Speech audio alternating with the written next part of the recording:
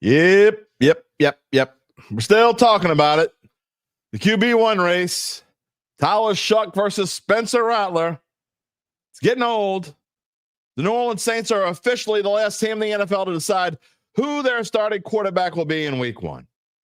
Do we really believe that Kellen Moore hasn't made up his mind yet?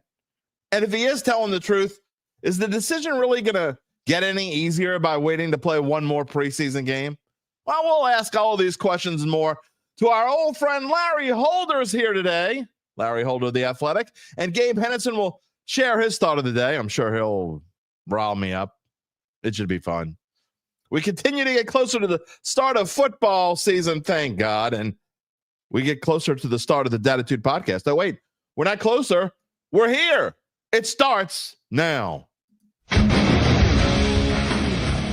If you're looking for the latest scoop and in-depth interviews on the Saints, the NFL, the Pelicans, LSU, along with the best bets of the week, then lucky you.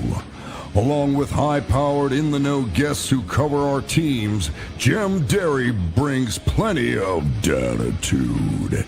And he'll always tell you the way it is, or at least the way he thinks it is.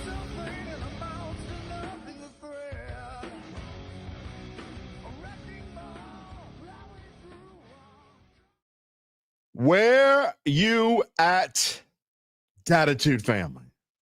We are all here together. Have you decided who the QB1 is in your mind, or are you still on the fence? We want to hear from all of you, especially those of you who are still on the fence. I really want to hear from you. And we want to hear from you on Dattitude, episode number 405, presented by Evangeline Securities for a Wednesday, August the 20th, 2025. Are there really still people on the fence in this thing? It's so hard to believe. I mean, seriously, if you're on the fence, don't just say you're on the fence. I mean, I want to hear you. If you could go either way, let me hear from you. I don't know. How could possibly still be on the fence? I mean, I don't mean to speculate that the coach of the New Orleans Saints is not telling the truth. I just have a hard time believing that one more preseason game is just going to change anything. Who the hell are you to say such a thing? That's maybe what some new people are asking. Well, we're glad you asked, because I am your host, Jim Derry, 35 years in the New Orleans sports media scene. I thank everyone for being here this morning, and thank you for being a part of the Dat family. What is special about this show? Some of you might be asking. Some of you have stumbled upon this thing, and it's live, and it says live, and so can I be a part of it too? Yes, you can. If you're watching live, you can be a part of it. If you're watching after the fact, it'd be hard to be a part of it, right? I mean, they haven't figured out technology for that yet, but maybe they're working on it. Who knows? Beam me up, Scotty. You can be a part of today's episode and every episode, every Monday, Wednesday, and Friday, live at 11 a.m. Central Time by typing in your comments, whether you're watching on YouTube or Facebook. We prefer it if you watch it on YouTube, but whatever works for you. And also, if you're listening after the fact, any of the major podcast platforms, we're on all of them.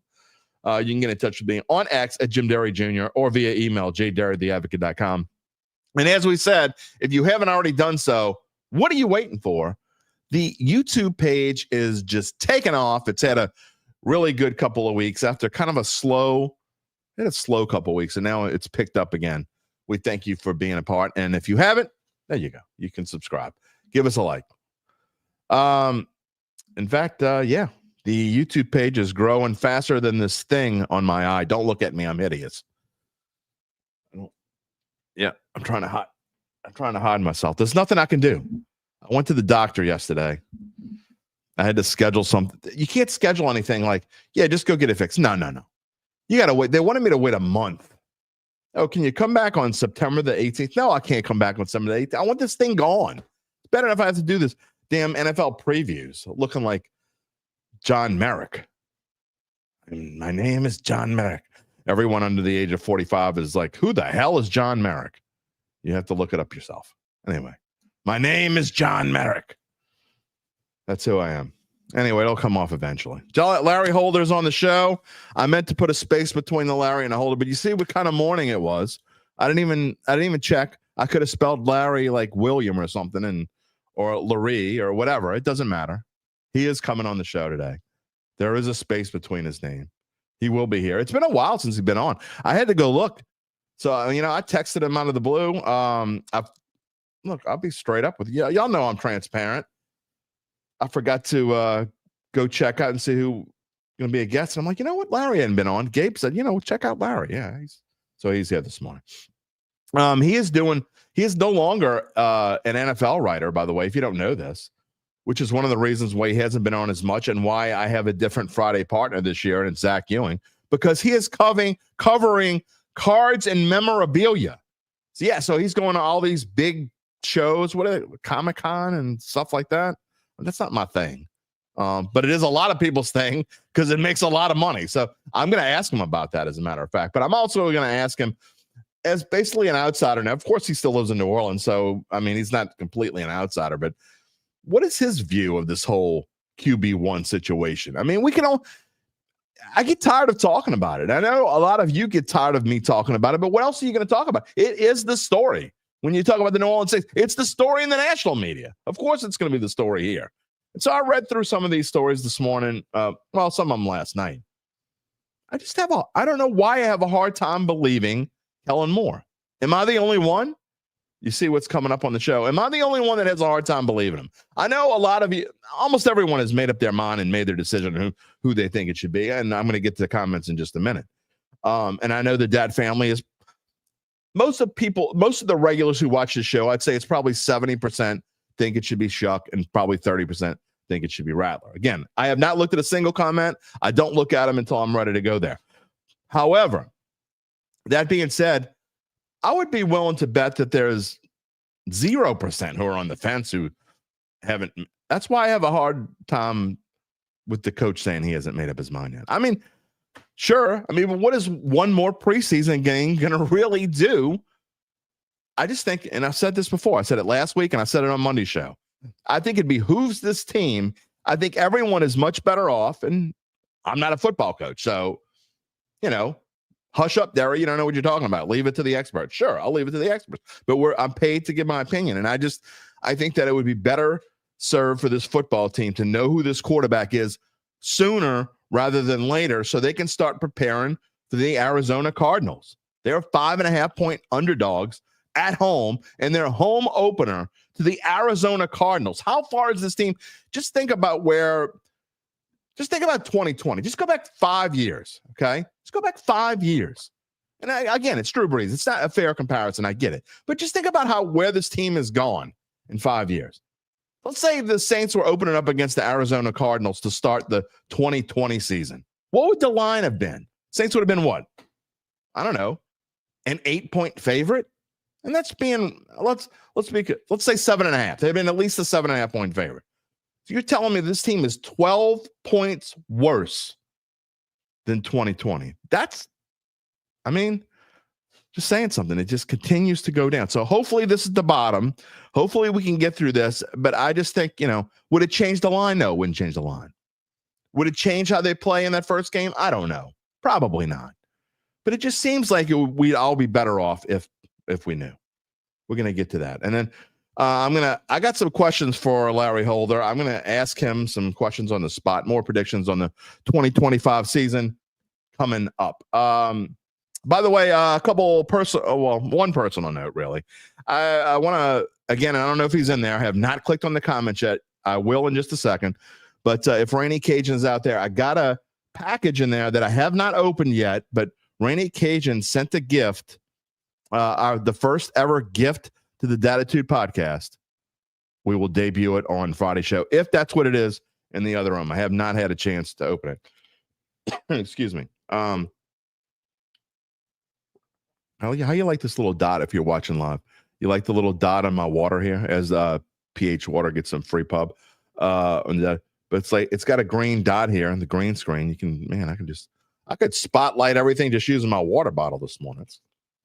If y'all listen out to the fact you're like, what the hell is he talking about? Anyway, a couple of things on the national level before I get to the comments. Speaking of QB1s, again, we told you that the Saints are the last team in the NFL to make their decision on who the QB1 is going to be. How about the Indianapolis Colts? They have decided that Daniel Jones, a.k.a. Danny Dimes, a.k.a. I suck at quarterback, is better than Anthony Richardson, and some people are losing their freaking minds. They're going ape bleep. It's too early to curse in the show. They're going ape bleep on this decision. I mean, look, the old adage, if you have two quarterbacks, you have none. Or if you don't know who your quarterback is. I mean, you know who should be losing their minds? Colts fans should be losing their minds because the team wasted the fourth pick of the NFL draft a couple of years ago on a guy who hadn't done jack squat in college. That's who should be losing their minds. What he completed, like, I don't know, Gabe, you can tell me if I'm wrong. You could look this up. I don't know the exact, it's like 52%, but I'm just going to say completed like 50% of his passes at Florida. He wasn't good at Florida. Yeah, he can run great. That doesn't make him the fourth pick. Was it 48, 49? Oh, 50, 54. 54% of that still sucks. In college, you completed 54%. Well, he's a project. Well, you don't draft a project with the fourth pick of the NFL draft.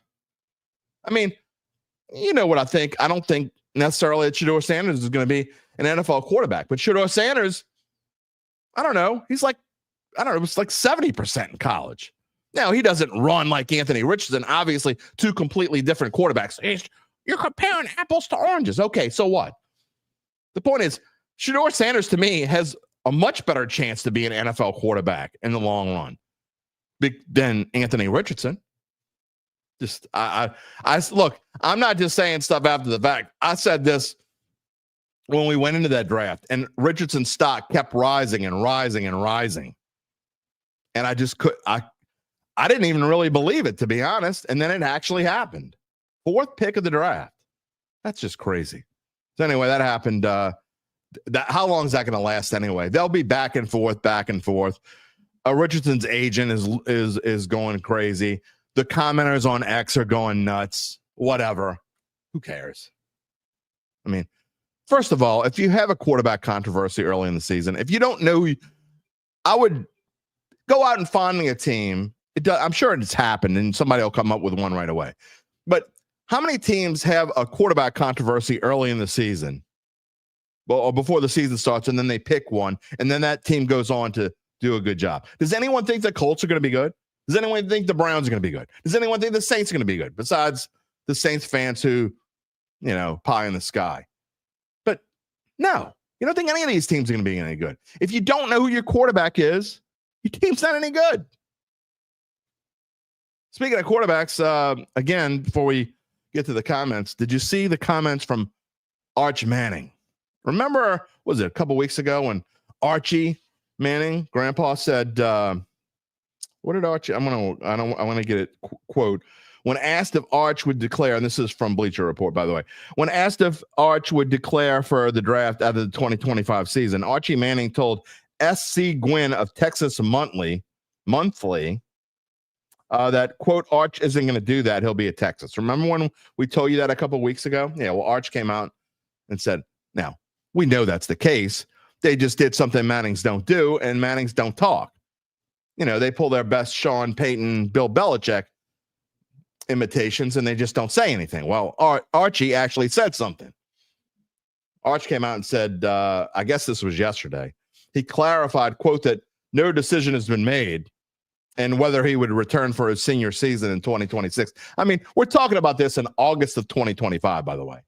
But it is Saints fans are certainly concerned because they're going to be in the running. Browns fans are probably wondering. Arch said on Tuesday, he said, yeah, I don't know where he got that from. He texted me to apologize about it. I'm really just taking it day by day.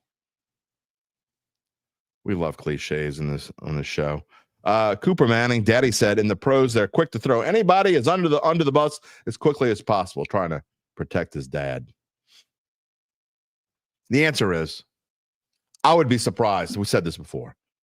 Mannings don't come out early unless Arch were to win the Heisman Trophy and Texas wins the national championship. Now, if both of those things happen, why would you go back? Then I think he probably would leave. He would have nothing else to prove. He would clearly be the number one pick of the draft. You can't be any better than the number one pick of the draft. So you don't want to go to the Browns or the Saints or the Colts or whoever's going to be the number one pick of the draft or whatever. That's great. But if you're the number one pick of the draft, you're going to go to a crappy team. Okay.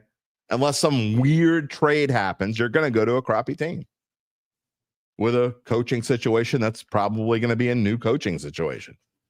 Is it going to get any better? No. So I'm telling you now, Arch is, I think both of those things need to happen. I think he would need to win the Heisman and Texas would win the national championship. Now we'll see, but it's August 20th and we're talking about this today. I have no idea. I mean, how could you possibly know? Larry coming on in just a minute before we get to the rest of the show, before we get to our first comments of the morning. Let me tell you about our friends at Evangeline Securities. You know all about them, but I'm going to tell you and remind you. Of course, they are a company that can help you decide if it's the right time to sell your family-run or privately held business. And just as importantly, they can figure out what that business is worth. If that's you or someone you know, it's time to reach out to Evangeline's founding and managing partners, Nick Braden and Ron Hemelt. They will start by scheduling a complimentary valuation from their offices either on Poydras Street or in Lafayette. And from there, you'll be well informed to begin to make the decision on if you want to proceed. What happens after that? Well, you'll just have to wait. The rest of your life, that's right, that happens after that. But we'll fill you in more later in the show. In the meantime, you can check them out at www.evangelinesecurities.com. Larry is not in the green room as of yet. I'm going to go all the way back to the beginning. Who was first this morning? It was Charles Mangus. Good morning. Where you at? 9 homers by the Yankees. Okay. Glad to see the Brewers lost 2 in a row. Yeah, how about them Chicago Cubs? They finally decided to play some baseball. Swept the doubleheader from the Brewers yesterday. But hardly anyone in the show besides me cares about that. Maybe Gabe bet on it. Who knows? S. Callie, good morning. Hello, everybody. Gerard, good morning. Tom Trice, good morning. Who Dat Nation? Montreal is here. Hello. Bonjour. Bon matin. Montreal. Teresa Williams, good morning. Who Dat Daddy? Well, he was going to weigh in. QB1, the rat. I mean, in the grand scheme of things, does it matter? No. But if he picks the rat, the countdown clock will begin on when does Shough start? Because there's no question Shuck's going to start. I mean, 0.0 question, barring injury. Tyler Shough will start sometime in the first half of the season. Just saying. I think either the rat, don't want to be negative, just giving you the way that I see it. Doesn't matter. Either one of them's going to have a tough time winning any of those first 4 games. Have you seen the schedule? Rocky, good morning. Cecil, good morning. Loomis is still not over his man crush on Sean Payton, and will let him decide the starter by playing soft coverages on his choice. It could happen. I get you. You're being funny. David +1 #. I'm on the fence with what quarterback. Well, see, there you go. Someone's on the fence because I don't see either being that much better. The only reason why I think Shough will start is because Kellen Moore drafted him. There you go. Trying to make some sense. Trying to make sense. Making sense isn't work for this show. Just saying. UBN. If you're on the fence, do you want to fall on cow poop or horse poop? Because both sides are not good. Okay. I'm not going to disagree with you.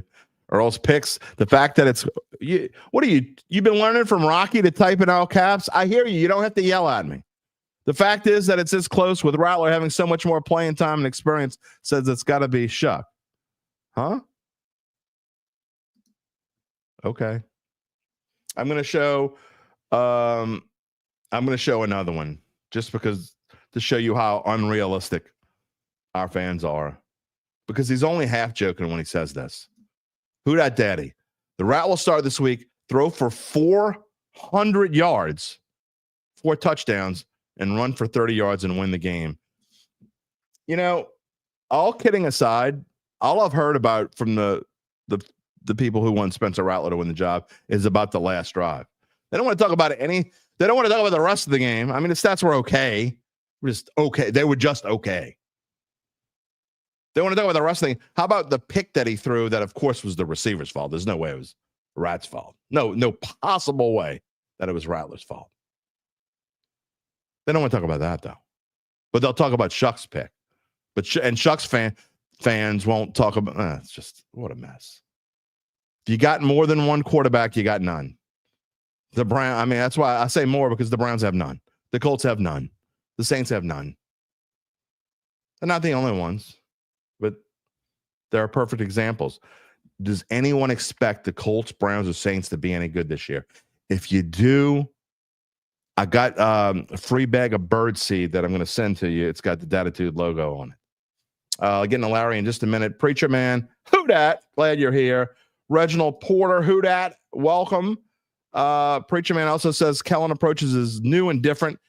And if you can believe that, he wants to win. Of course, I believe he wants to win. But, I mean, if you think either one of these quarterbacks is going to win, you cray. That's why you're probably going to go with Shough, because you want to know what your future holds. Brian Cabot, what's good? Everything's good right now. It's August 20th. Season's about to start. He's an optimist with hope. Shough is okay.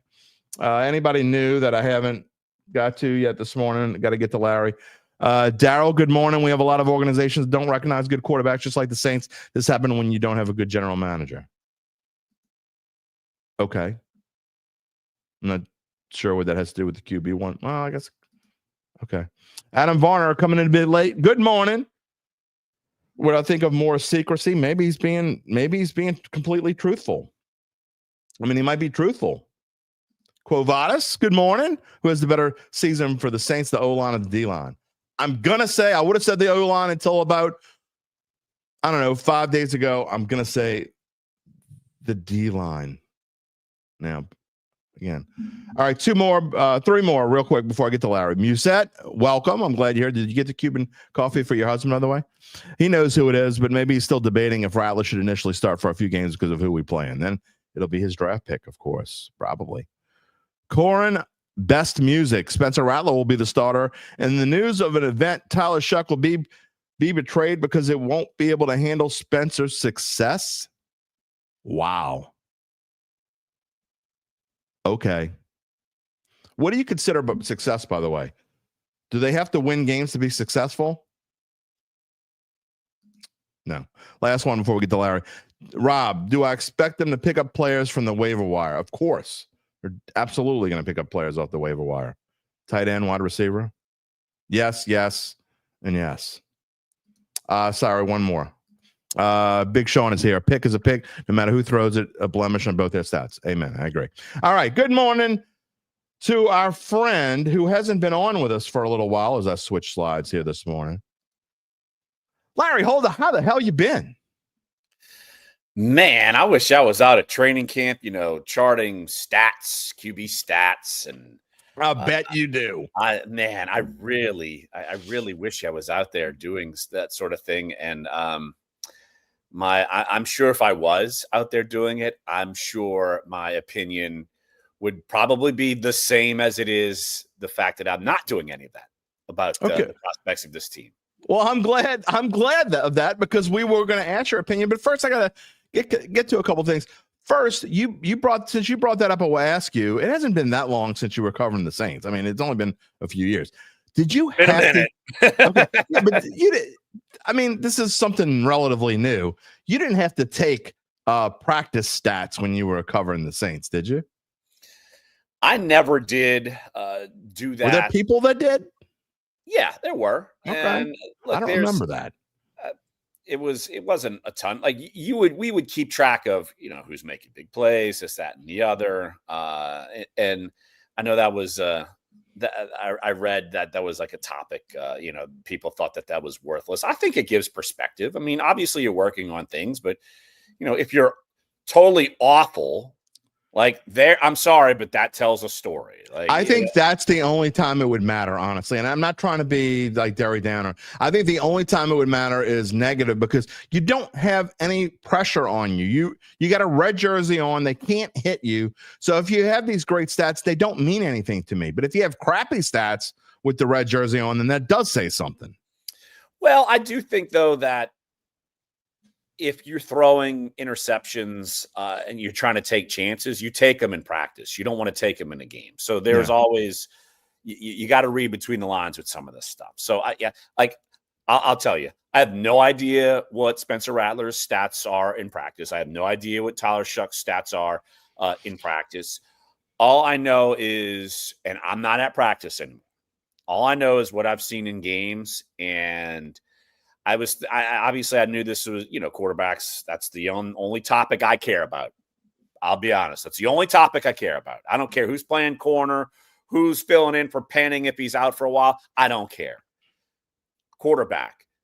I don't feel good with either one of them. No, there's no question. I don't feel good with either one of them. I don't know what's going to make me feel good with either one of them. Look, and you brought up a topic, what means successful? Like what's gonna define successful for any of these quarterbacks? One stat wins. That's absolutely right. It's not a QB stat. I get it, the argument, but guess what? I don't care if you win in games and you win in 9-3 and you win every week 9-3, you still win 9-3. But you got to win. Like, I'm sorry, but guess what? Saints have never won a game with Spencer Rattler as quarterback. I know the roster was not great. The pieces he had to play with a lot last year, but still, he hadn't won a game with him, and still hadn't won a preseason game with him. So, what do you want me to do? He and Shough have won the exact same amount of games in the NFL as a starting quarterback. Before we get to more of this, Larry Holder of The Athletic, you've got a new job. Well, semi-new, because it's not really new anymore. But tell everybody about what you're doing, because I find it interesting. And you've been like traveling the country. Like, I'm sure you actually kind of have a cult following at this point.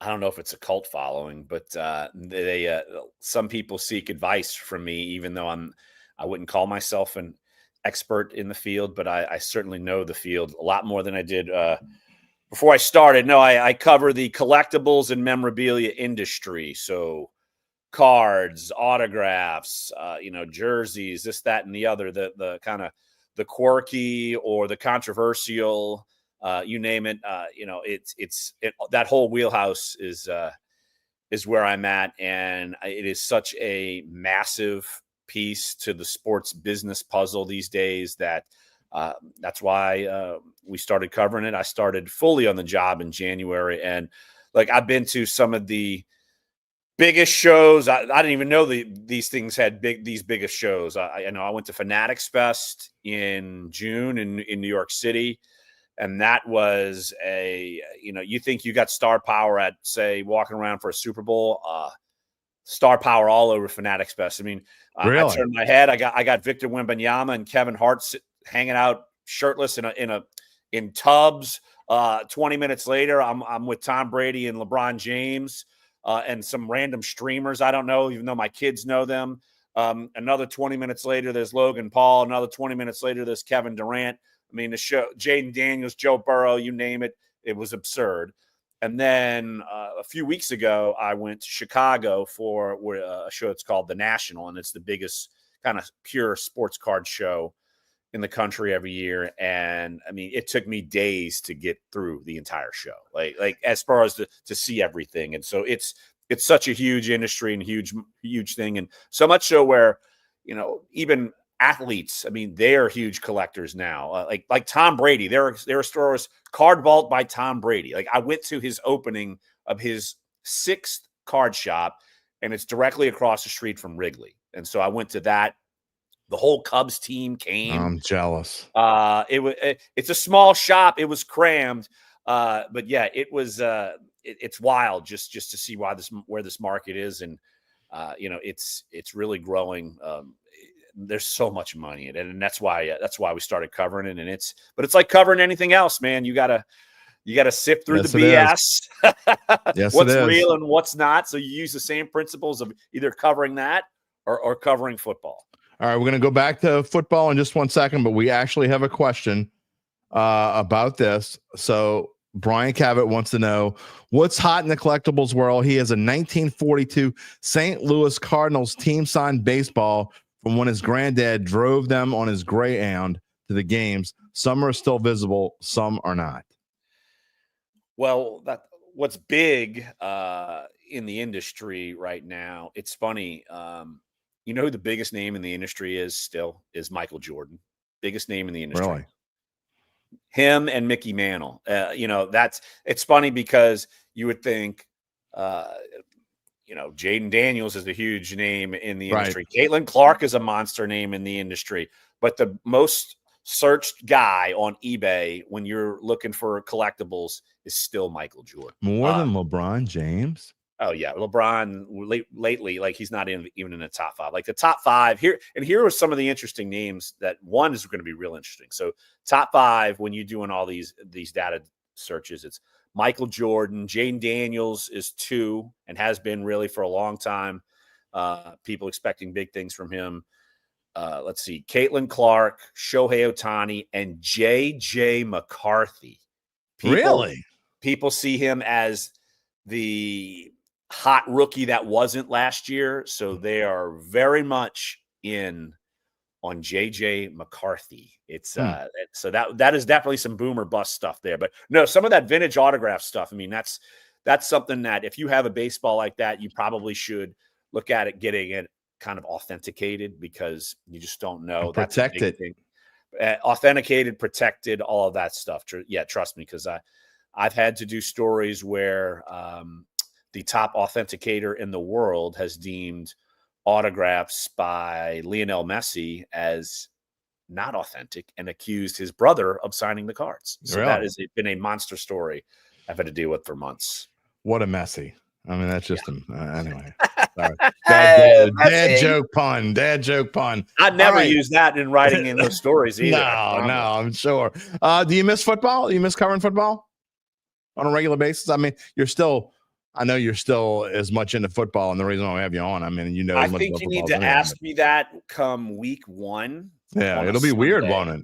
Because it will be the first time in 20 years where I do not have to. If I don't want to watch it, I don't have to watch it. If I don't have to, because the last few years on Sundays, I've been navigating our news coverage across the league at The Athletic, and that is a bear. Yeah. So that's and then, in my writing, I would, do analysis on national topics, on a lot of times on quarterbacks, and pitching every now and again on the Saints. But ask me at week 1 when I don't have to do it, and I'm willing to bet my answer is no, I won't miss it, because I get a life back. But also my summers have been real busy where I've been doing these other things, and I got to worry about an auction Saturday night where a Michael Jordan, Kobe Bryant card could be the second highest selling card ever on the planet. Like, so it's a weird, different life, but fun, but different. Well, interestingly enough, we will bring you on after the season starts at some point on a Wednesday and ask you if you miss it or not. So we'll do that. But lastly, real quick, we got to talk, get back to Saints here. But Big Sean, here's something that Big Sean and I probably agree on. It's funny how MJ is the biggest name in any sports industry, while there's still a debate about who's the GOAT. There's no debate on this show on who the GOAT is. There's no debate for me either. His initials are MJ, and he's the GOAT of any sport. He's like the GOAT of sports, in my opinion. But that's a whole different story. All right, let's talk about what you see now. Basically, as an outsider, I mean, you still, obviously, you live in New Orleans, so you're going to watch the Saints probably as close as any team. Kellen Moore saying this QB1 race is, quote, very, very close. Do you actually believe that he has not made up his mind yet? I think he's going to have a constant open mind with this. And yes, I agree. For sure this year. Like, there's no point not to have one because no one is clear cut. And here's the thing. I'm sure he has devised plans, because here's the thing. It's funny because I'm away from it now. And so when I run into kind of people who are in the know, they're a little more open to tell me some things. Mm-hmm. And I will tell you, there is a lot of optimism for Kellen Moore, like a lot of optimism. And inside that building. And I don't think it's just lip service. I think it's just a refreshing look. So I think that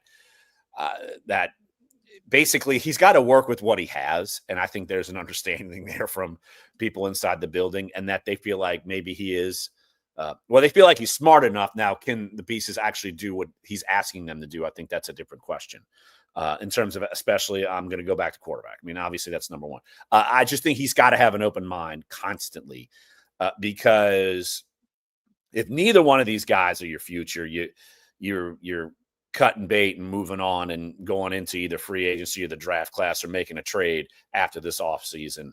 After this season. So this is a 1-year tryout for quarterbacks. The coach is going to have safety. Really a 1-year tryout for the quarterbacks. Yeah, no, I agree. And I hope I'm wrong when I say I really think this team's going to be kind of in the same boat next year. I mean, I really do. I hope I'm wrong. I want this to be a fun season. I mean, whatever the record is, the record in the grand scheme of things doesn't even really matter because they have to take this step. This is the step towards rebuilding. And I hope one or both of these quarterbacks shines and you don't have to go through this. But I just see the Saints being in this same boat come April where they have to draft a quarterback again. And I'm reading the caption, very, very close. It's very, very close because neither one of them have played well enough to separate themselves. Right. It's not that both have been great. Right. That's the thing. And that I'm sure there's enough realistic Saints fans out there who are basically thinking the same thing that you or me are thinking. But it's, if you're so invested, say you're buying season tickets and you live and die with this team, you want them to win. And so how do you go about that if it's going to be super frustrating? It's going to be the first time again in 20 years that I will be on that side to kind of see what people feel more than being really on the inside. And I'm curious just to see even how I feel. Like I'll never be really a Saints fan. I'm just not wired that way. I'll look at it in the same lens as a journalist and someone who's covered it for forever. But it will be different just to see, what a lot of people will see, say week 1 for the first time and not seeing it in practice and seeing what works and what doesn't. And so I think that's, again, if you're invested, you want to see them win.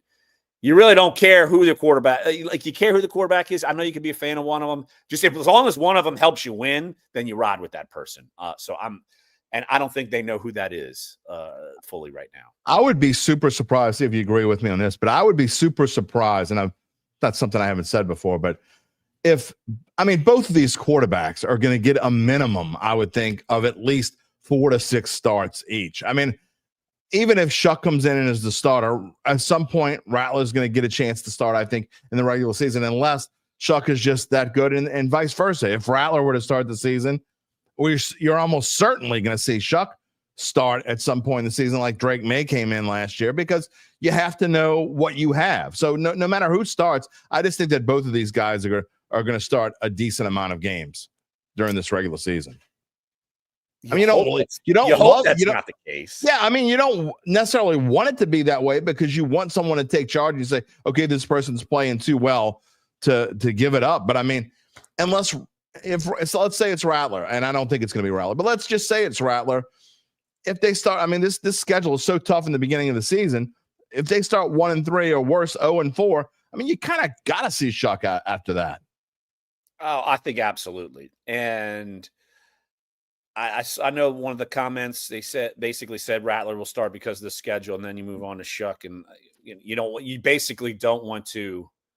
I'm sure the philosophy is you don't want to poison Shough and have him go against tougher teams and any flounders, and then where's his confidence and that sort of thing. But if you're the Saints and you know how that front office is, they always are playing more to win like that. Right. You're at the beginning of the season. Your division is still what it is. It's the same story as it's been for many years now. Mediocre, 9-8 might win a division, 10-7, you'd be in good shape. Who knows? You could kind of catch some lightning here. And I'm willing to bet like there's probably some thought, oh, remember when Sean and Drew came in and there were no expectations and they got off to a hot start and then all of a sudden it takes off. I'm sure there's probably some of that in the back of the minds of like Mickey Loomis and Dennis Lauscha and, Gail Benson. And because I hope they're not really thinking that. I hope they're not thinking that way because, if you compare Drew Brees to either one of these guys, then I don't care. You go back and forget about the 15, 16 years he spent here in New Orleans. Go back. If you compare 2005 Drew Brees to either one of these quarterbacks, you're silly. Well, I don't think they're doing that. I'm just saying the situation, new up and coming coach, his first job. It's obviously the quarterbacks. I don't know. Is Tyler Shough as old as Drew Brees when he came here? I'm actually being serious. It might be close for all I know. Because Drew was 27 that's a good when question. he first started here. Well, I know he was born in January of 79. Don't ask me why I know that. So in 2005, he would have been 26. Yeah, they're the same age. 100%. Well, I'm just crazy. saying when he started in 06, he was 27 years old. He's a year and a day older than me. That's why I know his birthday. Okay. It's January 15th. Okay. See? So 79. You were born in 1979. There you go. Yeah. So, but look, we know what we're getting into here. It's not like here's the thing. It's all, I do appreciate that Kellen Moore. It's not like he's saying, oh my gosh, he's overinflating any of these guys. I can appreciate that he's not doing that. Like so we're kind of going in with the same sort of outlook, and obviously he's got a better, he sees these guys every day. He knows them, but still, I think it's almost like he's got to see, and we've got to see, and that's at least the mind frame I'm going with. I just don't know what one more preseason does for you in the grand. I mean, this team, it's different like last year. Dennis Allen, don't get me started on that, but Dennis Allen, didn't want to name a QB2 and honestly never really did. So that lingered well into the season. This is different. This is who your starting quarterback is. To me, it just seems like, and again, trust in Kellen Moore. That's why you brought him in here. But it just seems to me that it would behoove this team and be a benefit for this team to know who the starter is sooner rather than later. The Saints are now officially the last team in the NFL to know who their QB1 is. And we're going to see another depth chart when we go into the Dome on Saturday. You're going to get the sheet, and the sheet's going to say Spencer Rattler or Tyler Shough or Jake Haener. Give me a break. Why they even have this farce that Jake Haener has a shot to win the job? But I mean, it's just, you still don't know who your quarterback is, and you're almost 2 weeks from the start of the regular season. I don't know if one preseason game is going to be the end all be all, especially if they're just both mediocre. You're basically just going to go with your gut. Like that, what you saw, what you see in practices, what you see enough on film, the intricacies of how they work in meetings, how they relate to players, because let's look, you still look at the roster, and how many veteran guys are still on defense? You got a lot of your offensive line might be young in some spots, but you got wide receivers who've played a good bit in the NFL. Obviously, Alvin Kamara's played, and he's still your best offensive weapon that you got healthy. Health is obviously a huge factor of anything. If these guys stay healthy, who the hell knows? I guess in the grand scheme of things, you basically are leaning. You need your defense to play great to give yourselves a shot. Not be on the field 40 minutes a game. S. Callie, you are so correct.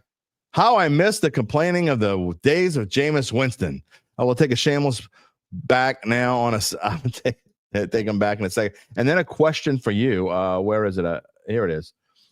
UBN wants to know, how much would a Jim Derry Dattitude trading card be worth at an auction? Is it autographed? Sure, I'll sign it. Is it, how rare is it? Because it's super rare. It'd be one of one. Serial, they got a one of. Ooh, all right, maybe $10. Maybe wow, $10. Really? I keep pitching tops and fanatics that I need to be in a set. Damn. I have colleagues that have autographed cards in some top sets, like Diana Rossini and Ken Rosenthal. It's like I cover this industry. Shouldn't I be on a card and I should sign it? Let's go. Make that happen. Let's have a Dattitude card with a picture of you and I together doing a show. It's just like they have. You're in the intro. Paul Skeens and Libby Dunn, together on a Tops Now card, autograph. Like you could do any of that stuff. Absolutely. Michelle Castro Araglado Neesmith, my favorite my favorite Dat Family name to pronounce here. How's it going? It's going well. Thank you for asking. And David +1 # says maybe Kellen Moore is not gonna name the starter until days before the first game for the element of surprise for the Cardinals game. I don't think the Cardinals care. It doesn't matter, right? I mean, exactly. It's not like they're drastically different styles of quarterbacks. I mean, they're pocket guys. Who cares? Like it doesn't matter. Yeah, and it's one of the comments was joking about Jameis Winston. You know, we're going back and forth, and it's you don't have this big great quarterback debate because no one has proven anything. Like that's the thing. Nothing's proven. Yeah, both guys are basically on the same level. What do you do? It's just like, okay, go with this guy. Let's see what happens. And that leads me to Big Sean's comment of Shough may possibly have more upside, maybe. But at this moment, Rattler is more ready to start. How do we know that? How does anyone know that Rattler is more ready to start? Because he played 6 games last year? Because people, the reports, and I use air quotes on reports from practices that Rattler has maybe been a little bit better in practice. It's practice. I mean, how do we know? Look, I'm going to hearken, and I'm sorry, Saints fans. Bo Nix last year started off really bad, and Sean Payton basically had to scheme around it. And then, you know, we all knew Bo Nix is their future. Like they drafted him, they're riding with him. Like you don't know about that about Shough, and you don't know that about Rattler, but they at least knew that. So they schemed around him, and they were able to win some games even when Bo wasn't playing great. Like Denver's defense was good. Then Bo started feeling better. And now I think Sean Payton's like, let's ride. I mean, I love this guy. And so they're gonna cut it loose more with Bo Nix this year. Like you're Kellen Moore, you're gonna have to scheme around the quarterback. You hope your defense plays well. It's basically the same recipe as you and me had to talk about for years and years and years after Drew Brees left, or even before Drew Brees left, because he wasn't the same guy. You need your defense to be awesome, and you need your offense to just be good enough. Yeah, that's if you're looking for immediate success, like that's the whole plan has got to be that. Yeah, I'll get back to this after Larry departs. Who Dat Daddy says the Rat is more ready because of his experience last year. And I'm not just saying this. I think his experience from last year has zero to do with who wins this job. Zero to do with it. I think it's going to be, again, the reason why I think Shough's going to win the job is because I think they're what and what. And if it's tie goes to the runner is Shough, because Shough is the guy that Kellen Moore drafted. And it makes no sense, in my opinion, to say you're going to roll this season with Spencer Rattler, unless you have this like pie in the sky dream that Spencer Rattler is going to be able to lead you to victories in the early part of the season. And then maybe you can go 9-8 some kind of way and find a way to creep in the playoffs. If you believe that, Kellen Moore, well, good for you, I guess. Without hope, life is meaningless, but let's be realistic. If you're a Saints fan, I don't think you really care who, of course, which quarterback right. it is, as long as one of them can get you wins. Like, who cares? Yeah. Who cares who it is? If Rattler comes in and wins games, then the people who were rooting for Shough won't care. They'll just be happy that they're winning games. Right. And vice versa. If the people who are rooting for Rattler and it's Shough who starts and they have a decent start and win, then no one's going to care. But however, if it's the other way, if Rattler starts and they start 0-4, the Shough people are going to go insane and the same vice versa. So sure. It's really kind of because I really do. I mean, I think they're staring 0-4 because of this, who they have and not who they are. Who they have, I think, unless they can win the Arizona game, because I don't think they're winning any of the other first 3. San Francisco, at Seattle, at Buffalo. I just don't think they're winning any of those 3. I mean, I just think that it's kind of a no-win situation for whoever gets it. Well, I laid out the recipe of how they can do it. Again, low-scoring games. Defense has got to play well. Quarterback can't make mistakes. And here's the thing. And, man, it's funny because how many times last year did you and me debate, quarterback play this? Rod Taysom Hill. They don't even have that.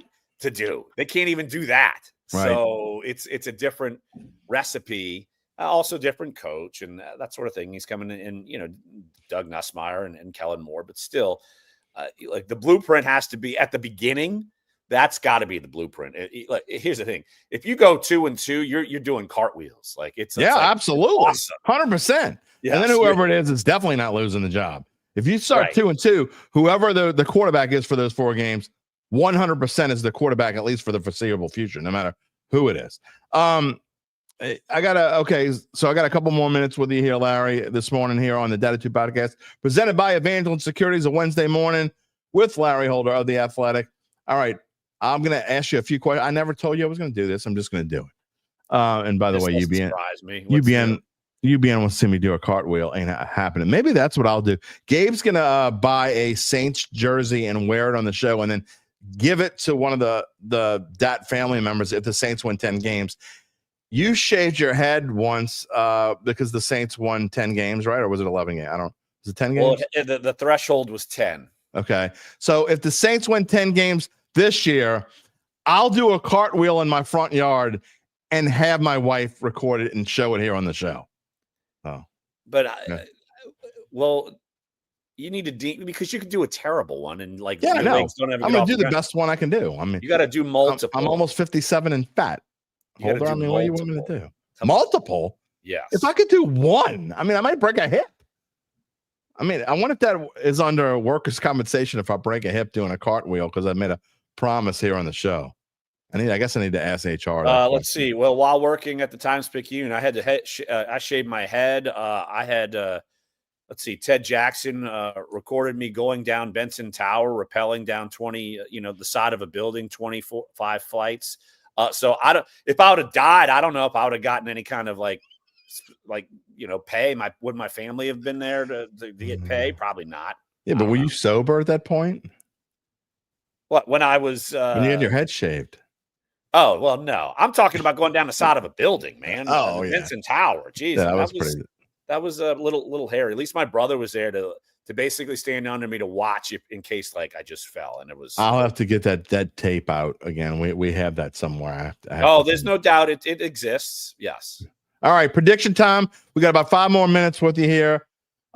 First prediction I'm going to ask you to make because, we did our preseason predictions last year and we ended up doing okay. We didn't do great, but we did okay last year. So since we don't have you like last year every Friday and I'm going to ask you a few things here. First off, who is going to be the Saints starter on opening day at quarterback? Oh, gosh. Talk about putting you on the spot. Man. Spencer Rattler. Okay.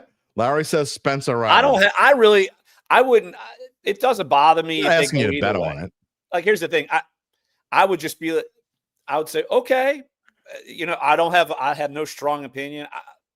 I just think they'll go with Rattler, but okay. Would it upset me if they went another direction or stay with him? No, let's just see what they can do. And that's really all I can hope for. Okay. I got to show a comment here. Who that daddy?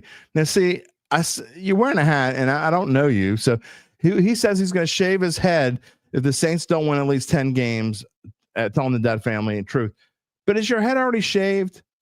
I don't know, man. That's a little sus, as the kids might say. All right, you see the over/under win total on the screen. If you're listening after the fact, I have the over/under win total on the screen, and right now it's changed a little bit since we last showed it about a week ago. The over 5.5 has gone up. You could get better odds now on over 5.5 wins at plus 145, which means you'd win $14.50 if you bet $10. The under 5.5 is gone. Conversely, the odds are crazy now. That's like minus 175. That's crazy. So really the over-under is about 4.5. How many wins do you give this New Orleans Saints team this year? I still pitch in and do some things for Saints for some of our league-wide coverage, and I was asked to make a prediction. I said 6-11. 6-11. That's actually kind of positive. 6-11. So 6-11, you would go over 5.5. Larry says plus 145. There's value in that. Larry says they're going to And go I never over. knew what the over-under was at all. He didn't I just know. went, Yeah, I didn't even look at the schedule. I just Yeah. said, oh, it feels 6-11. It's like last year. I would like show this. We would do previews of all these teams, and you're like, I don't even know. What did I predict? I don't remember what I predicted, which was a lot of fun. No kidding. Big Sean says he's sticking with his original prediction of 9 wins. Who dat, Daddy? You're busted. You are busted. I knew you got to shave that already. One Smoke says 6 or 7 wins. Brian says 6-11 is pie in the sky. Okay, well, I have not made my official prediction yet, but I will very, very soon. All right, division race. Who is going to win the NFC South? And the odds are on the screen. I haven't showed these in a while. They've changed just a little bit. The Saints have gone from plus 1,200 to plus 1,400. They're now plus 1,500 at DraftKings to win the NFC South, which means they're 15-1. The Panthers have gone down a little bit. Bucks are basically a little bit less than even money favorite. Falcons are plus 240. Panthers plus 425. Who is going to win the NFC South? Larry Holder. I remember when we did predictions and we picked like Tampa to be last and they won the division. That was a few years ago when they first signed Baker Mayfield. We didn't give him enough credit. I'm excited. I don't know about excited, but I think Michael Penix is going to be a good quarterback. I really do. But is it enough to overcome Tampa? I will say this. I predicted 9-8 for both Tampa and the Falcons in my NFC South prediction, but I did say Tampa will win the division. I'm with Big Sean. I think I have to, and again, I haven't got to the NFC South. So spoiler alert, I haven't done my NFC South yet. That is coming next week. He says Tampa because Atlanta are bona fide screw-ups. I actually think Atlanta has more talent. I really do. But I just think Tampa's going to find a way to win. Maybe, as UBN says, Baker has regression, and he's predicting Atlanta. It's tough. One Smoke says the Bucks are going to win it again. Charles Mangus is predicting 6-7 for the Saints.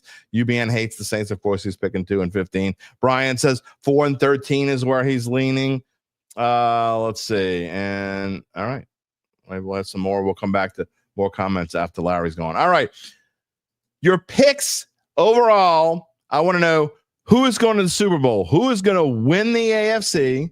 Yeah, I know you're laughing. I knew you would laugh at this question. And who's going to win the NFC as we sit here on August the 20th? Oh, my gosh. How about that for a question, pal? That is quite a question. Oh, boy. Who's going to win the Super Bowl?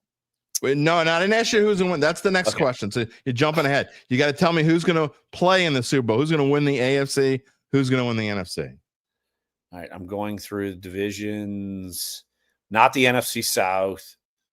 No, not the NFC North. I think Detroit has a step back. While you're saying that, by the way, Larry predicted the Detroit Lions last year on this show to go 15-2. Do you know how hard it is to predict someone? I was kind of laughing at him. He predicted them to go 15-2. And they went 15-2. And then he predicted them not to go to the Super Bowl. I'm not saying he got his Super Bowl pick right, but he did not pick the 15-2 team to go to the Super Bowl. He was right about that. All right. Now you've had time to think about it. I just wanted to give you some props. Thank you. Oh, my gosh. I'm just going to say the Eagles. That's so lame. Eagles again. All right. So there's just so much better than everybody else, in my opinion. They're just so much better. It's hard to disagree with that. I haven't made my pick yet, but it's hard to disagree with that. All right. So and they have the right schedule. AFC. I think it's time for the Bills. Okay. So Bills Eagles, which was the Super Bowl that so many people wanted last year just because they hate the Chief. Bills, Eagles. You think Bills and Ravens in the AFC Championship game? Finally, they were playing the divisional round. No, it'll still be the Chiefs. Chiefs will be good enough. Now, okay. I'm going back. I like the Broncos. So does everybody else. Remember, I also picked the Broncos. You did to make the playoffs last year. Yeah. And you probably got a text from Sean Payton right after after you did it. You and I was Sean. always a Bo Nix guy, and everyone yelled at me like I was a moron. Last question before I ask you who's going to win the Super Bowl, because you got to pick either Bills or Eagles. Do you think Jaden Daniels and the Washington Commanders keep their path? I mean, they went all the way to the NFC Championship game. That's going to be hard for them to do. Are they really that good, or do they take a step back this year? I think they're really that good.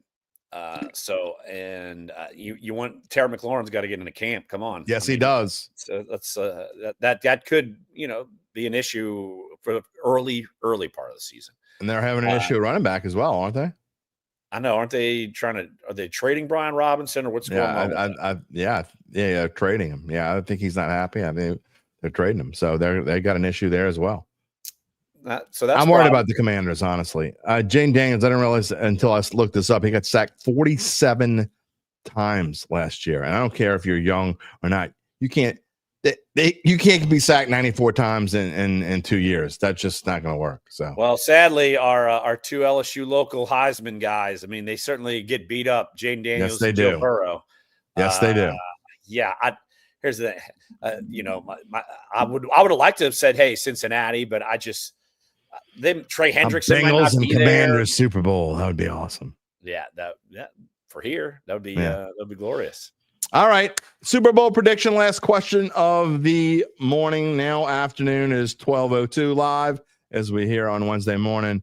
Larry Holder, who is going to win the Super Bowl? Is it going to be the Buffalo Bills, or is it going to be the defending champs, the Philadelphia Eagles? I'm just going to go Eagles. It's so lame, but I just think they're so much better than everybody else. I mean, look, boring. I know, but I just think they're so much better. Like, I don't know what. I mean, I saw them destroy the Chiefs, in person. They blowing up your pick. What do you want me to do? I didn't even know the pick was coming. I don't follow it as closely as I do. So now I'm definitely like, I don't go chalk typically. I know you don't. Before I let you go, I miss the old days, man. I mean, just for old times sake, Oh boy. I mean, don't you miss the old days? You and Dunk just goofing off on one another, Oh man, well it's funny because the old days when I was at the National in Chicago, and I had to do a live stream on eBay, and we were up there helping like a vendor sell cards. It was me and John Calipari. Wow. Okay. And so I made sure to send Jeff every time I was with him, like, here's a picture of me and Coach Cal. I'm sure he loved that. Oh, he was losing his mind. That's awesome. I sent him a picture. It was just John Calipari. It was just John Calipari on the marquee, and I was like, look, he didn't even leave any room for me. Like they almost forgot to even introduce me on stage. They was like, oh yeah, Larry Holder's here from The Athletic. Hey everybody. So yeah. Oh yeah. By the way, we were the opening act actually, because the next person that came up on stage and did a show was Gronk. So me and Coach Cal were the opening act for Gronk. Did y'all go get a drink after? No, I did not go get drinks with Coach Cal. All right. Well, I'd like to get a drink with you someday soon. Right. I'm glad thank you for popping in on the show. It's a lot more than a pop in. That was a 40-minute pop in, but I appreciate you coming on the show as always. And at some point after the season gets started and we get going, I'm going to ask you that question. Do you miss football? I think that's a fair question to ask. Yeah. And I'll have a different perspective of watching stuff. I might even go to a Saints game in the stands. It would be the first time. Wow. It'd be the first time I'd have gone to a Saints game in the stands since 2001. It hasn't been that long for me, but it's been quite a while since I've been in the stands as well. So I don't think it's going to happen this year. We'll see. Larry Holder, thank you. And we will talk to you soon, my friend. All right, buddy. Always good catching up. All right. The great Larry Holder, everyone. I do miss the old days. I say it, but I really do. It was a lot of fun. All right. Some comments that we missed. Gabe says the Broncos aren't sniffing. He goes, they're not even going to sniff the Super Bowl. I mean, do you have to? I mean, what's not sniffing the Super Bowl? That's the old editor in me.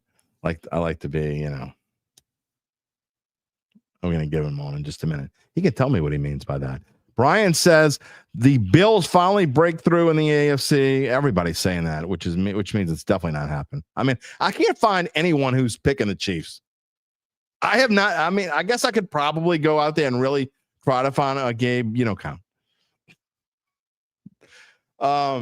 But seriously, I mean, it's so easy to just pick the Bills or pick the Ravens or the Broncos. I mean, they're the Broncos. Come on. The Broncos aren't going to the Super Bowl.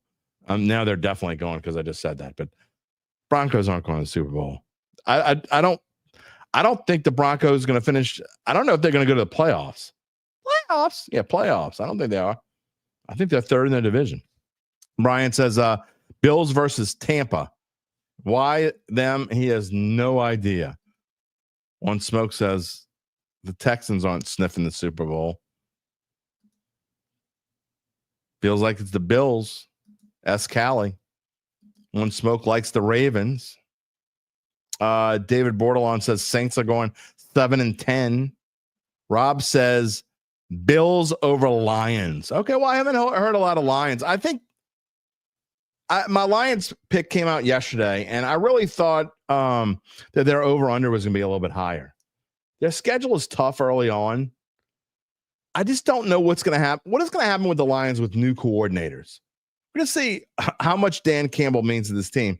I mean, the realist part of me says that the Lions are going to regress, but they do have a ton of talent. Their offensive line isn't as good as it was. Losing Ragnow really hurts at center, really hurts them. They're going to be interesting. Anyway, Ryan Shano.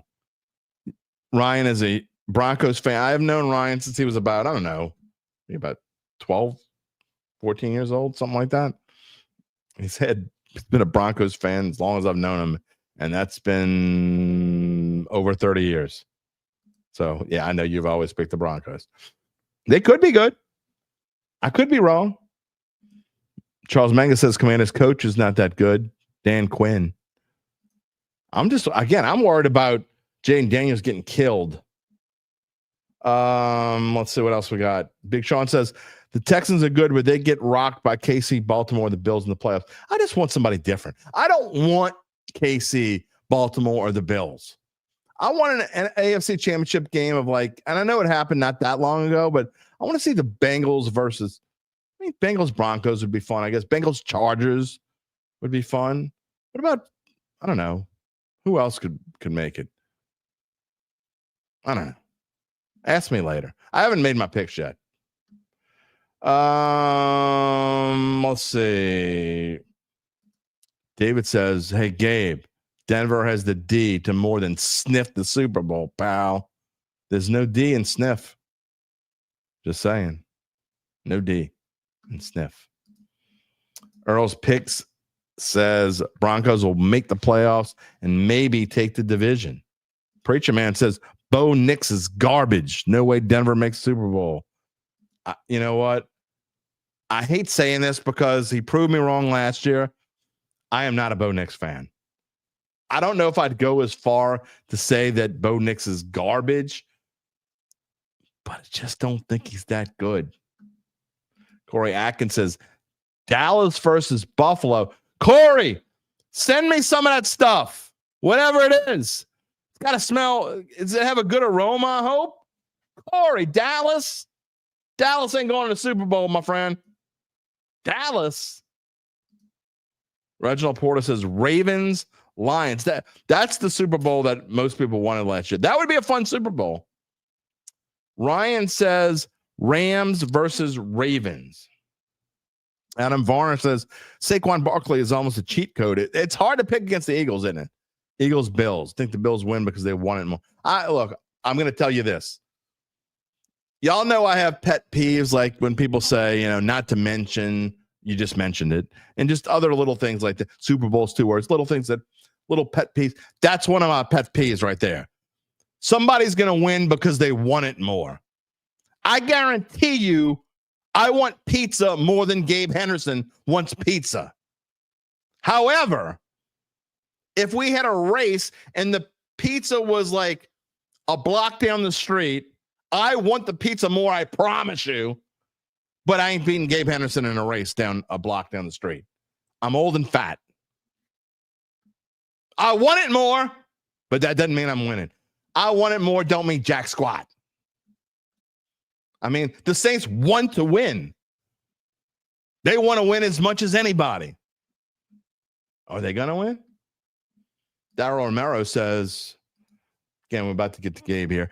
We're going to be fine. He's not worried about wins, wants improvement each week. If you'll like the coaches, they know if neither quarterback does well, we'll draft another. Just relaxed. Great show. Best today. You know what? If they don't do well, you're right. They probably will. Ebony says the Saints are going to win the division. Gabe, that's kind of mean. Come on, man. They might. 15-1, baby. It could happen. Charles says Philly versus the Bills. Big Sean, who was even the quarterback when the 2000 Ravens won the Super Bowl? And I got your answer. It's Trent Dilfer. Trent Dilfer is way better than anything that is on this Saints roster. Just saying. Ebony says, Gabe, you better make sure you come back and see her at the end of the season. I agree. You better, maybe he'll give you the Saints jersey. Reginald says the Bears are going to surprise. And lastly, we may get to some more if they come. Who that daddy says, I know. Yes, I know that you live in Dallas with your shaved head. Now I know you got a shaved head. Here to tell me that their fans aren't high. They are delusional. Well, we always knew that. All right. Before Gabe comes on and we finish up the show, keep them comments coming. We got plenty more to show. We got about another 18 minutes left in the show. We told you earlier we were letting you know more about how Evangeline Securities, that is, can help you figure out what your family run or privately held business might be worth and whether it's time to sell. How do they do it? That is the best question of this show, Jim Derry. After their complimentary valuation of your company, if you decide to proceed, native New Orleanians Nick Braden, Ron Hemelt, and the folks at Evangeline will begin an extensive auction process among established private equity funds from around the world. They'll maximize the return for the founder and his or her family. I just want to know if it's a good sign. You know, I've been telling you about this thing. I'm hideous. I know I look like John Merrick. This thing on my eye. Trust me, I know about it. Go and see the ophthalmologist. I got referred to an ophthalmologist named Dr. Hemelt. I know I'm in good hands. I just thought about Evangeline Securities immediately. Not to do with not ophthalmology, but they're certainly the top producer on their platform. There are very few companies like them in this area, and none, and I mean none, with their dedication and success. They are fully licensed. They're ready to serve you. So get in touch with Nick and Dr. Ron about what's really important. No, it ain't who's going to go to the Super Bowl. It's not Larry Holder's predictions, and it's not Gabe sniffing glue. What is most important? The rest of your life. You can find them at www.evangelinesecurities.com. What has more of a chance of happening? The Broncos sniffing the Super Bowl or Gabe Henderson sniffing glue? I don't know which one. You have to be sniffing glue if you think the Broncos are going to make the Super Bowl. You shouldn't say that kind of crap when I got water in my mouth. That's your fault, not mine. I mean, come on, man. I will say respect to Ebony, because I absolutely love when people make bold predictions. I will fight you on it. I will call you out for making a bold prediction like that. But I will be here. I can guarantee you I will be here at the end of the season to face the music. And I really respect when people come back and are willing to do that as well. So look, I tell you what, if the Saints are if the Saints go into that final game at 9-7, who did they play last? I forget who they play last. We're gonna have to go live during the game.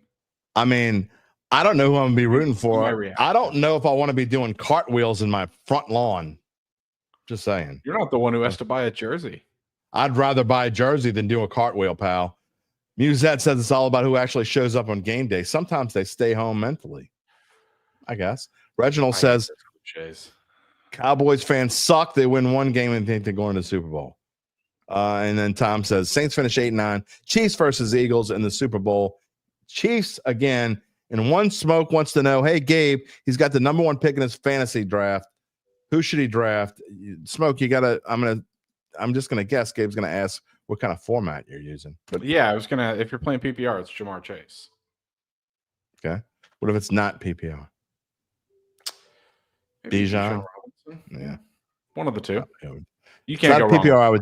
I agree with you wholeheartedly. If it's PPR, I would go with Chase. If it's not a PPR, I'm going with Bijan. And honestly, I'm a running back kind of guy. I don't even go wrong with Bijan either way. Or Kyle Pitts. Musette says for me to start. Let me tell you, Musette, I ain't practicing cartwheels. I'm just gonna go. If I gotta do it, I'm just gonna go do it. Earl says Chase no matter what. Quote wants to know which team does better than expected, the Saints or Giants. That's actually a good question. Who does better, the Saints or Giants? I gave my answer. Who does better? Okay. Are we talking about performance or win column? I think that matters. She didn't say, so I'm gonna say well both. All right, say give it from both. It's a different win team. Column, I think the Saints have a better chance of overperforming. I think the Giants are the better team. I'm completely the opposite. Schedule. Much more difficult schedule. Yeah, I'm completely. I think the Saints have a chance to do better than I expect them to do, but I think the Giants will be better in the win-loss column. All right, what do you got from me this morning? I know we were talking before we came on the show, and you kind of wanted to, not necessarily intentionally rattle my chain with your take on the Colts pick of Daniel Jones over Anthony Richardson. Maybe it's more focused on Anthony Richardson. I've been saying for, multiple years that Anthony Richardson is not going to be an NFL quarterback. You have. And I still don't think he's an NFL quarterback. Although I guess technically I'm wrong because he is an NFL quarterback. He does wear an NFL jersey, and even though he wasn't named the starter, he's still an NFL quarterback. But your whole thought process there. I have seen, and I saw someone reference it earlier. I believe it was Adam Varner. I could be wrong, though. It was way up there, so please don't even bother going to search for it. It's way up there. Yeah, we got a lot of comments today. Well over a couple hundred. Referenced some Saints fans wanting Anthony Richardson, and I will say this, Jim. This take is the first part is going to have you rattled, but hear me out. No pun intended, by the way. Okay, hold on. Anthony Richardson has more potential. Anthony Richardson has more potential than any of the quarterbacks on the Saints roster. I believe he can be better than any of the quarterbacks on the Saints roster. However, I think trading for Anthony Richardson, although it would be fun to see his deep balls to Rashid Shaheed, would be one of the worst ideas that you can have. I think that would be a train wreck. I would take, if you said right now, either whoever you pick, Tyler Shough or Spencer Rattler, doesn't matter, that you are forced to have them as your starting quarterback for 34 straight games, which means 2 seasons for those of you mathematically uninclined like myself. 34 straight games of either Tyler Shough or Spencer Rattler, whoever wins the job. I would take 34 straight games of Tyler Shough and or Spencer Rattler before I would take Anthony Richardson, who should probably become, I don't know, what's the guy that played for Washington and he was a quarterback at Indiana, Antoine Randall L. That's who I think Anthony Richardson should try to become. Anyway. I at least think Spencer Rattler is a quarterback. I would rather have Anthony Richardson than either of those guys. Because at least with Anthony, okay, so here's the thing. And you always talk I'd rather just pound my head against a brick wall. Now I'm going to have to watch one of those three. And Larry alluded to it as well. These 2 Saints quarterbacks are so boring to watch. I don't know about that. Aptitude isn't always boring.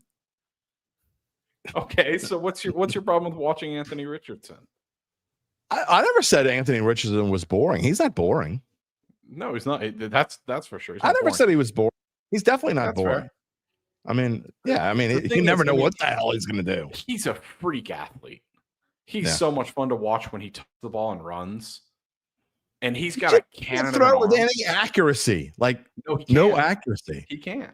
But I mean, that's also, he couldn't hit the broadside of a barn. He couldn't hit the broadside of a barn if you put him at the 10 and the broadside of the barn was on the goal line. Yeah. I do think there are teams that could do well with Anthony Richardson, though. I think the Rams should take a flyer because they've got no plan. Oh, here we go. With the Stetson Bennett BS. No, I think Stetson Bennett's terrible. I always have. I know you do. I mean, they've got and let's regardless of what you think of Stetson Bennett, let's not lie to ourselves. He's not a long-term option. He's got to be 26 already as well. Neither is Anthony Richardson. No, but neither is Danny Dimes. He has a higher ceiling than Stetson. The Colts are in the same boat basically as the Saints. Neither one of those guys is a starting quarterback. I mean, I don't know. Correct, but the Colts have more talent from top to bottom. We'll see. Smoke says, might as well wait for Lenora Sellers before. At least you don't know if Lenora Sellers is going. I mean, Lenora Sellers, his quarterback, his completion percentage has got to be like drastically better than Richardson's, right? And I mean, he plays in the SEC. South Carolina's actually 12th, ranked 12th. Let's see. Let's do this live. Lenora Sellers stats. I'll say this. I mean, and I think an important part of what I was saying is completion percentage 65.6. Yeah, that's really good. You simply cannot trade for Anthony Richardson. No one's going to do that anyway. I think the only team that should is the Rams. I really do believe that. But people always say trade for so and so, and then people don't realize that. Is there a trade value there? Now, with Richardson, maybe because he was the 4th pick of the draft and it's only a couple years later. So maybe. But what would they get for him? A late round pick at this point. It depends. It depends on two things. If Anthony Richardson is willing to force his way out, which I don't think he is personally. He had some really good comments after it was revealed that Daniel Jones was the starter. He said, it doesn't change my mentality at all. I'm gonna. He continue to put my head down and work. It was typical quarterback speech. He handled it great. His agent's a jackass. I was gonna say his agent. If his agent forces a way out, I think they'll have to trade him. Or if the Colts just are willing to give up on him, Let's see. This is just mean. Who dat daddy? There's one phrase Anthony Richardson should practice. Ice cold beer here. Get your popcorn. Either one. I am intrigued. I would be intrigued to see how far Anthony Richardson could throw an ice cold beer. Who could? I mean, okay. Just close your eyes and dream with me here, though. You imagine how fun it would be watching Anthony Richardson throw deep balls to Rashid Shaheed. Although we'll say his deep ball is beautiful. He's probably not a worse pick than Jamarcus Russell was. He's absolutely not a worse pick than Jamarcus Russell. I would be. How many games did Jamarcus Russell win in the NFL? Hold on. Like 2. I don't know. So we're doing this. I know. Anthony Richardson has a winning record. Jamarcus Russell stats. Here you go. Damn, he was born in 1980. Jamarcus Russell won 7 games in the NFL. Anthony Richardson that's way better than more games in the NFL than Jamarcus Russell completed 52.1%. That's just higher than Anthony Richardson, who's at 50.7, I believe. He's at 50% in the NFL? It sure is 50.6. And he's won. He's got a winning record. Anthony Richardson has a winning record? Yeah. 8-7. Holy crap. That's crazy. He's not as bad as you think. His touchdown to interception ratio is 11-13. He's started 15 games and he's thrown 11 touchdown passes. Okay, no. Go look at his rushing stats, though. He's got some good rushing. Well, I mean, let him play running back then. I mean, that's absurd. Not with that arm. He's inaccurate, but at least okay. I would be. His rushing stats. He has rushed for 635 total yards and 10 touchdowns. Okay, so even 15 games. He's rushed for only 1 fewer touchdown than he's thrown. Yeah. But even so, true dual threat. he's accounted for 21 touchdowns in 11 games. That's not good. No, 15 games. It's not good. 15 games. I'm sorry. That's pretty bad. Anyway, all right. What else you got from this one? We got to say bye-bye. Hello, JC, by the way. Charles Mangus is right. Russell Jamarcus could sit on his ass and throw a 50-yard bomb. That's David plus one hash brings up a good point too. He does have quite the injury history. I do think if anyone could help him though, if he has any hope at all of succeeding in this league, you got to get him to Sean McVay.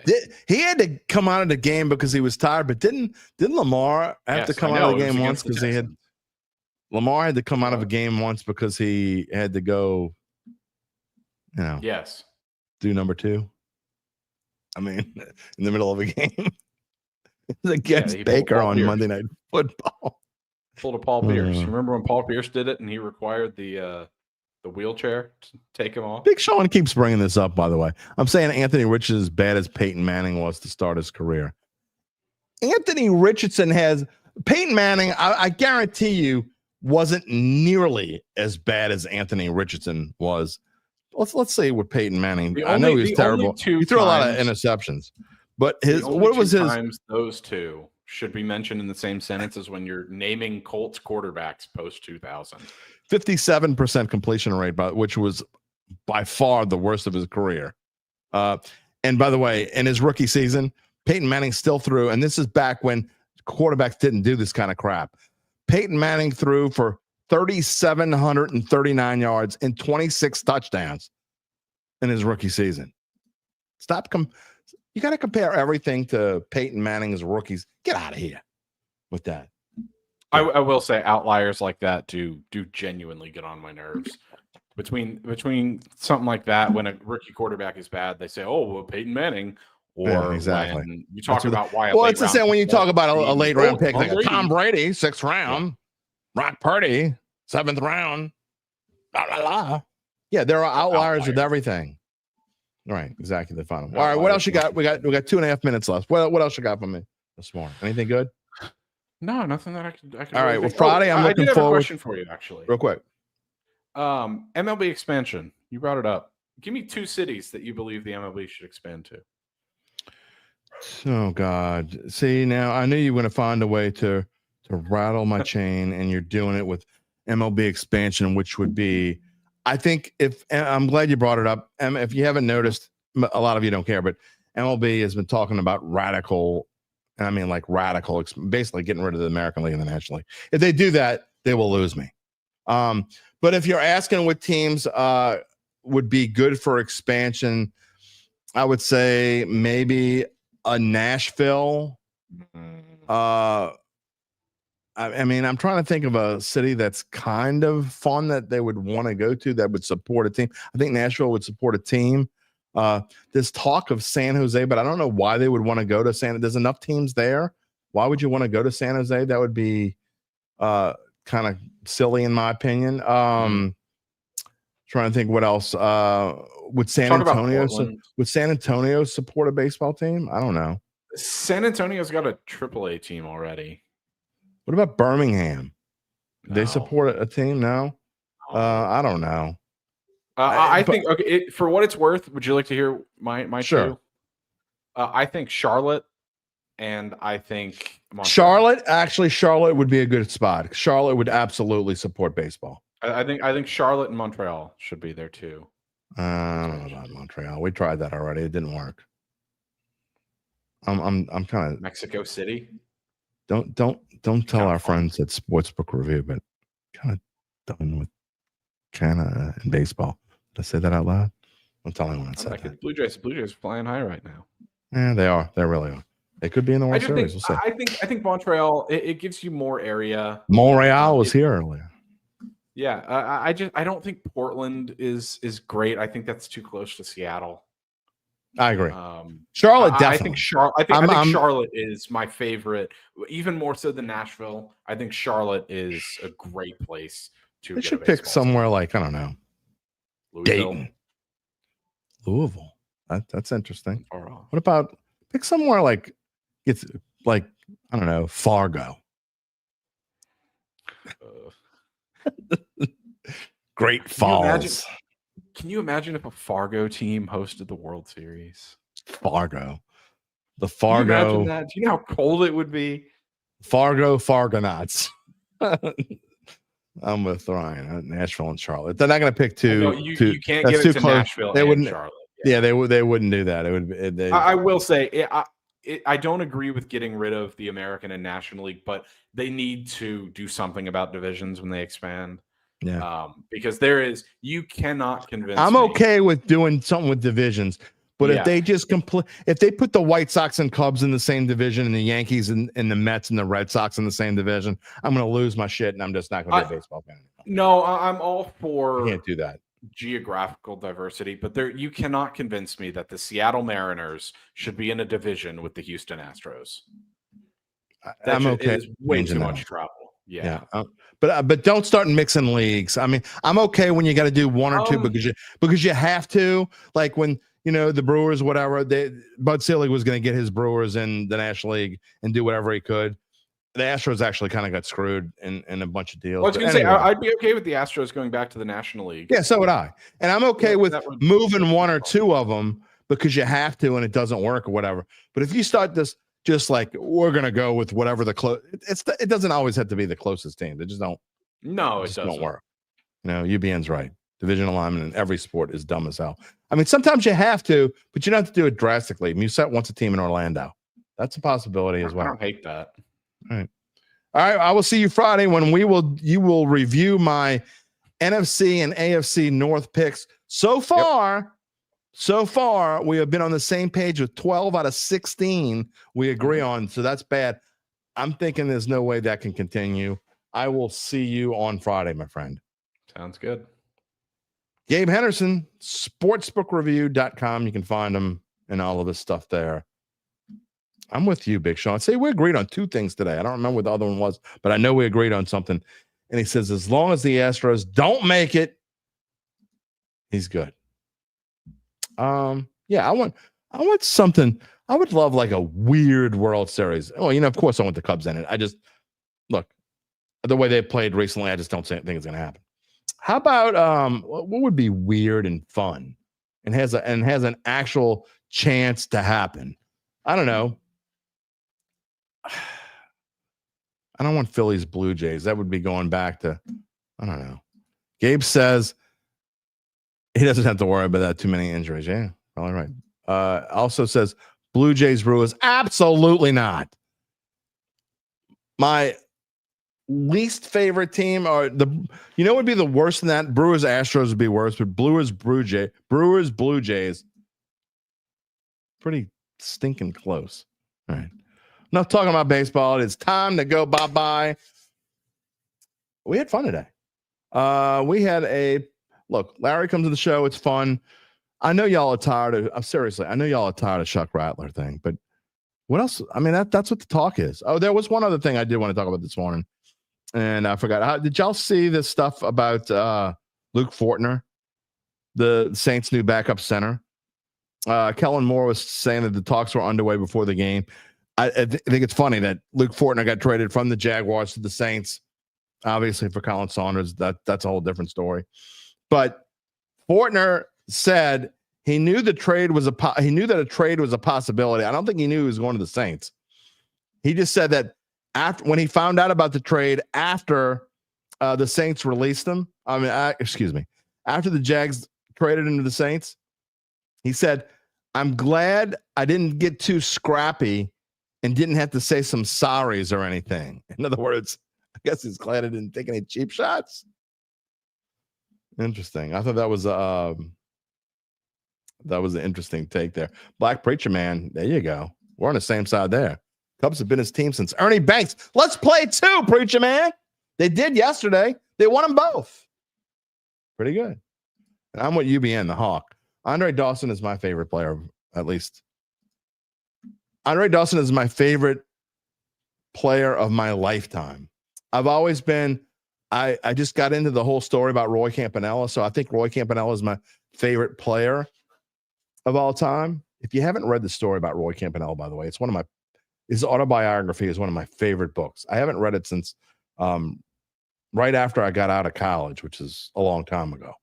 But just his story, and not just his handicap and getting in the car crash and all that stuff. His entire story is a fantastic autobiography. I think you should check it out. Okay. I'm going to say bye-bye for the day. We have run over time. I'm over by 5 minutes. Not that there's a set time that we have to go off. I have just self-imposed this podcast to be cut off at an hour and 30 minutes. That is long enough going forward. We're going to have fun on Friday. Zach Ewing is going to be here again, our Friday friend. And we're going to kind of talk a little bit about the preseason game. We're going to preview it again. This is week 0, by the way. We might have some week 0 predictions. Gabe, we'll have something, right? We'll have that as well. Gabe and I will talk about week 0. Zach might talk about week 0. It is live football this weekend. I mean, real football. I'm not talking about this preseason crap.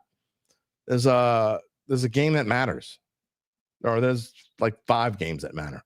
So we'll talk about that. Again, we will talk about Saints. If you have not liked and subscribed, please do so. You see on the screen. The next show, again, Friday, August 22nd, 11 a.m. Central Time this Friday. And then next Friday, we're going to have a birthday edition of the Dattitude podcast.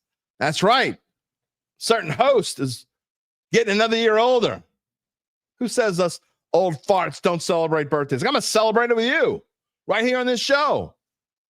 That's going to be next Friday. Katrina Day. That's right. The 20th anniversary of Katrina is also my bleep birthday. That's right. We will do it here live. Who Dat Daddy?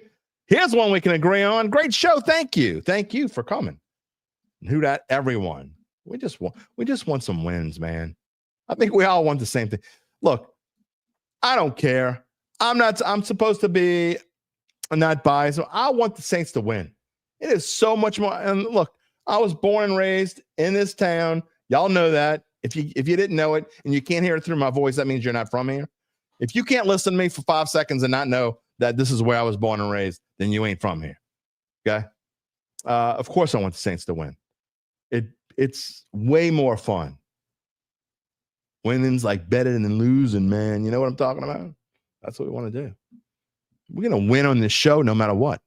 So anyway, subscribe and like if you haven't already done so. That is going to wrap it up for us on this Wednesday. I want to thank today's guest, of course, Larry Holder, Gabe Henderson, and you, but you're way more than a guest. You are my family. Again, we told you Friday, Zach Ewing.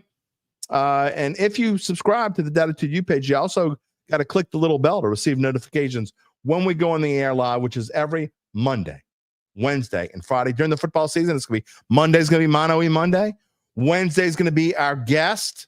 I don't know who our guest is next Wednesday yet, but I know that the Wednesday before the season starts, our friend Mike Detillier is going to be here on September the 3rd. Looking forward to that. And then again, every Friday, it'll be Gabe. It'll be Zach Ewing. At some point, UBN's going to join the party, and we will have our pick segment as well. You can also find us wherever you get your podcast, including Apple, Spotify, and many more, and find a replay of the show on NOLA.com/sports. You can find me on bet.nola.com. You can find our Saints insiders. You want to know what's going on with the Saints? How about our insiders at NOLA.com/Saints? And you can find Gabe on sportsbookreview.com. It's only 2 days till Friday, everybody. We got like 46 hours and 20 minutes. You can hang on. I know you will be here. I'll be here. Gabe will be here. Zach will be here. We're going to have a lot of fun. We will see you on Friday. Until then, take it easy, my friends.